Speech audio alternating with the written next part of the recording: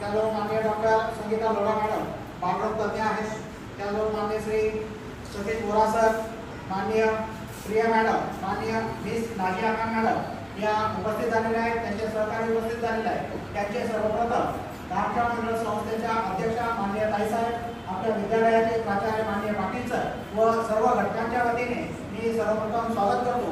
सुस्वागत। कुठलेही प्रमुख आपल्याकडे आले, पाहुणे आले तर त्यांचा छोट्याखानी सत्कार करणं हे आपलं कर्तव्य आहे, कारण वेळ कमी आहे, त्याच्यामुळे जास्त वेळ न घेता मी थेट आपल्या सत्कार समारंभाच्या कार्यक्रमाकडे जातो।